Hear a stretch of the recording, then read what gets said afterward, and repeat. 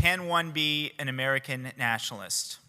The very fact that we are gathered at a conference for national conservatives in America, after all, Miami is technically America, would seem to presuppose an affirmative answer to this question. The interrogative title might rightfully strike some, therefore, as provocative, and it is meant to be. Provocation can be a good thing if it provokes us to think, and if this thinking makes us more effective in our shared objectives. So, back to the question, can one be an American nationalist?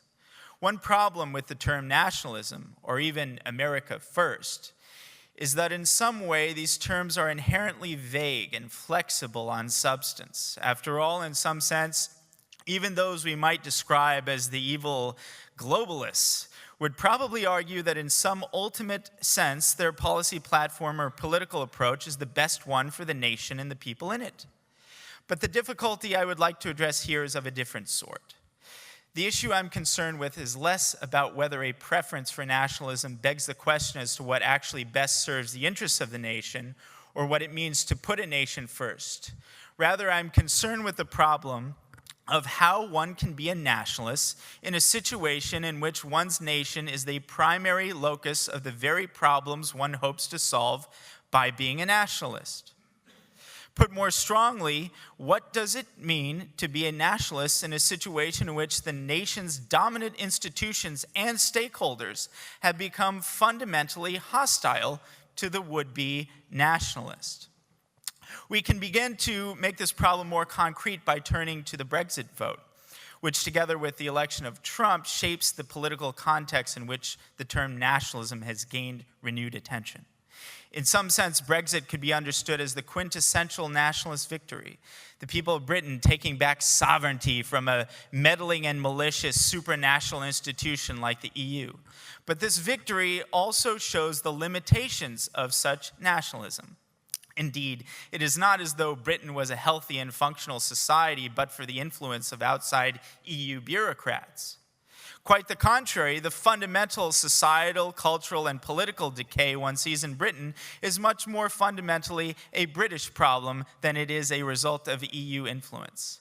The infamous Rotherham scandal, in which Pakistani rape gangs were allowed to terrorize vulnerable young British girls because the authorities were too scared of being perceived as racist, this cannot be blamed on distant EU bureaucrats.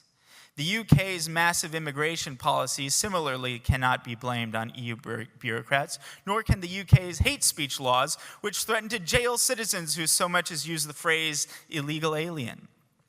Given that the UK's most fundamental problems come from the UK itself and not the EU, Brexit is ultimately far less significant than it is sold to be. And much of the significance it did have was on a second-order basis. That is, because the Brexit vote became a proxy for intra-UK populist grievances against the British ruling class. Now let us turn to the United States. Every single important institution in the United States is dictated, if not animated, by a vicious hostility toward precisely the type of American who might identify as a nationalist. This introduces some severe complications for the would-be nationalists.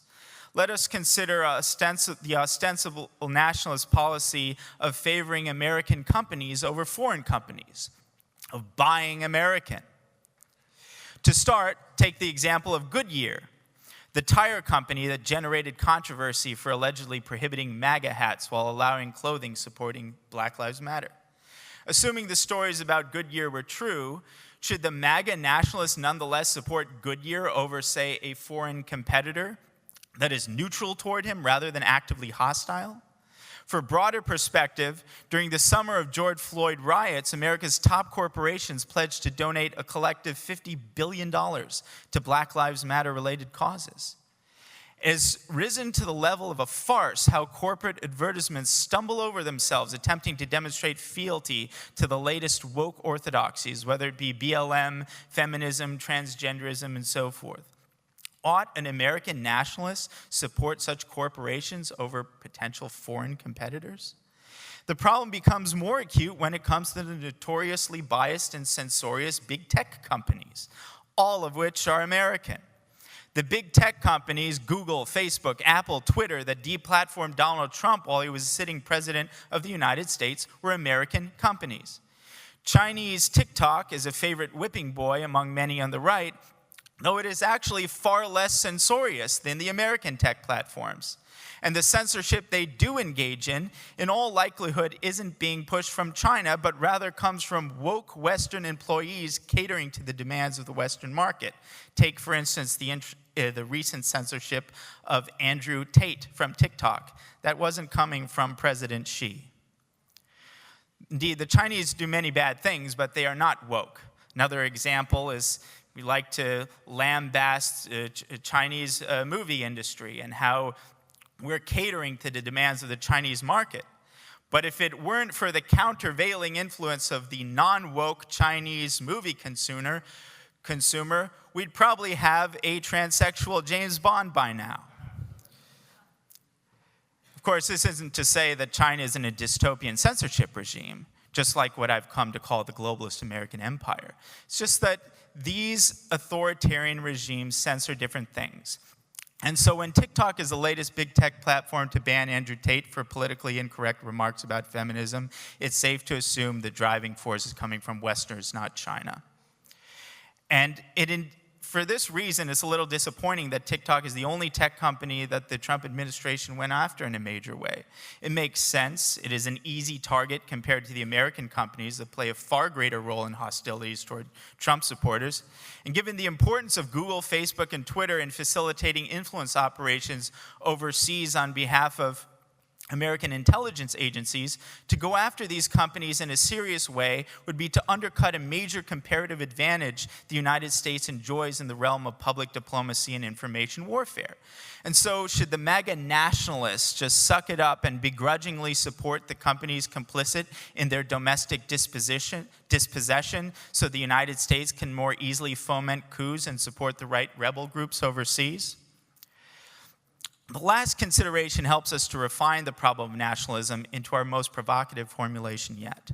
So far, we have asked whether it makes sense for nationalists to support corporations that embrace and promote wokeness when those corporations are American. But wokeness is the unofficial religion and ideology of the globalist American empire. It's not that the corporations and big tech companies are reluctant to embrace wokeness, but they don't really have a choice. A major corporation or institution in the globalist American empire can no more repudiate wokeness than a major institution or corporation in China can rebuke the CCP. Such displays are simply the cost of admission to operate at the highest level in these respective countries. So, it is tempting to conclude from this that our wokeness is only superficially tied to our institutions and regimes, simply lip service that corporations and other institutions pay to a small vocal minority of zealots. Unfortunately, my conclusion is quite the opposite. Wokeness, as we have come to understand it, is far more deeply and essentially intertwined not only into the power structure of the United States, but the specific manner in which the United States, or as I call it, the globalist American empire, projects power. A full account of this mechanism runs outside the scope of this brief talk, but I can provide some intuition for this in invoking the color revolution model of power projection that has become a staple of U.S. influence. A chief characteristic of this color revolution model is to identify cleavages, ethnic, religious, gender, in the target community, exacerbate and mobilize populations on the basis of those cleavages and grievances by leveraging control over NGOs, media, and other instruments of soft power. Just to take a few examples, we see this with our approach to the Uyghurs in China, the Rohingya in Myanmar, female student groups in Belarus, gays and feminists in Russia, and other parts of Eastern Europe, and so forth. Wokeness is in this sense substantively intertwined with the specific mechanisms of soft power that the globalist American empire wields domestically over its citizens and abroad, and plays most directly into America's comparative advantages in terms of mass media, propaganda, and soft power. Wokeness is also more and deeply embedded into not only the American culture, but the American economy and legal system on account of an entire ecosystem developed to accommodate civil rights and disparate impact law. In short, it is safe to say that the globalist American empire is the primary incubator and disseminator of woke ideology, and that the overall strength of the woke poison is connected to the strength of the globalist American empire. A troubling question emerges. Should the nationalists unequivocally and in an untempered fashion wish to facilitate the strength, prestige, and geopolitical preeminence of the globalist American empire in its current instantiation?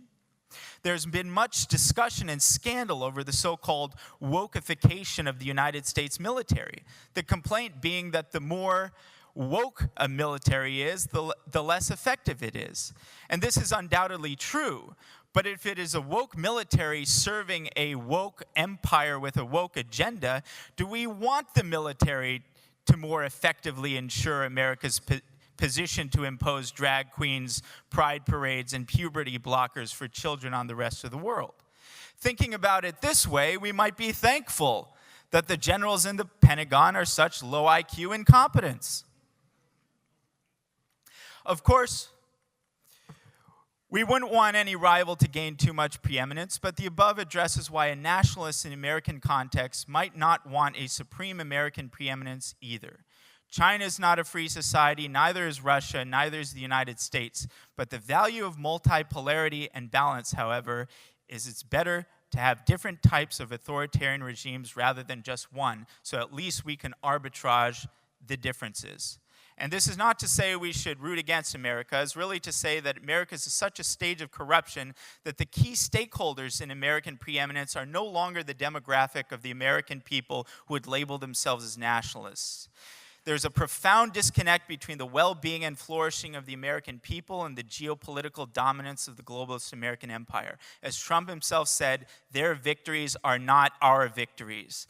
And so at the very least, I would encourage would-be American nationalists not to fall into the battered spouse trap of supporting the very institutions that have been repurposed for the destruction of American nationalists. In short, I say let the degenerates make sacrifices for the prestige and preeminence of the globalist American empire while we do the difficult work of building an America that deserves such preeminence. Thank you.